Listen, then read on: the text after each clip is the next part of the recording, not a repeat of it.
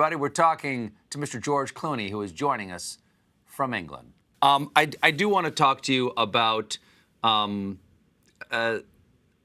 letter writing.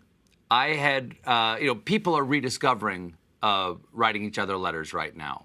I've always been a big fan, but I understand that you have had some extraordinary correspondence over the years and that you're a huge fan of letter writing. Is it true that you have a letter from Gregory Peck? I have letters from Gregory Peck and from Paul Newman and from Walter Cronkite I'm such a huge fan of letter writing in general because, look, these things are nice. The phone is great, and it's terrific that you can get a text from somebody that says, good to see you. But there's something about holding a piece of paper in your hand that somebody's done and written on that, and I write letters, every day, Really? So what's the last letter you wrote? I wrote one to my wife yesterday, 2 days ago. But you're in the same house together, you just said. Well, but we don't talk, so I just write. Okay, that's good. No eye contact with Clooney. That's the rule, right? It's been the rule for a long time. That's if you know about my career. What did Cronkite write you? Why did Walter Cronkite write you? We had done Failsafe, this live show for CBS. Sure. And I'd gotten him to come do the intro, and it was actually really funny because it's a really big, ambitious. This is the first live production back in a long time. I remember. And he's going to introduce it. And how many live newscasts has he done over his lifetime? And he starts us off with the introduction, and he messes it up, which is, we all were like, oh. And the last guy of all the people, they're like, Cronkite shanks it. Anybody else, and he shanked it, and he comes over to me right afterwards, and I'm about to go on. I'm in the show, and he looks over and goes, and this beautiful booming voice of his, he just goes, "Sorry, I up, George." And that's the way it is. And just hearing him say that word, made me happy. But he wrote me a letter about doing that project and just about, being insane enough to,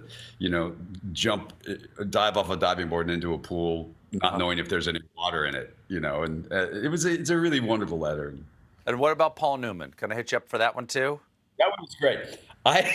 I'd done a movie that really bombed called Leatherheads, and he and I would write each other all the time, and we had a really funny relationship, and he was still racing his cars. That's what he did. And he wrecked one of them around the same time that my movie came out. So he had the poster sort of superimposed onto his crashed car, and the poster of my movie, of Leatherheads. And he sent me the picture of the crashed car, and he goes, "Happens to all of us, pal."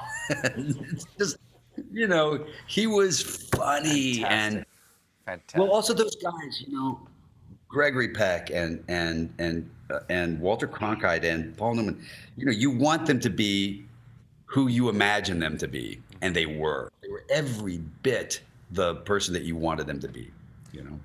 One last thing, I just you have been showered with accolades throughout your career, but you're GQ Man of the Year this year. You're People Magazine's Man of the Year. I believe in the American spirit. So do I, George. Who's your icon of the year? That's a good question. Thank you. I have to think about. You're a professional. I will tell you this. I think there is no other entity that has showed us how important they are than the people whose title comes with the word essential in front of it. Essential workers. Mm-hmm.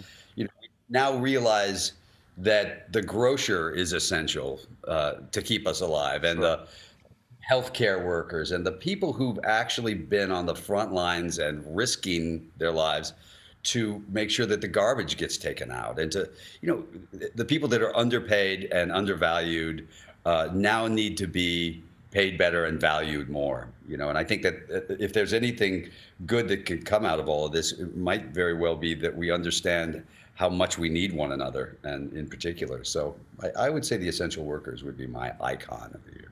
Amen. Well, Merry Christmas, George, and Happy New Year. Good to see you. So Good to see you too. I'll check in every 5 years or something. See you in 2025. Okay. All right. The Midnight Sky is available on Netflix December 23rd. The man is George Clooney, everybody. We'll be right back. Thanks, George.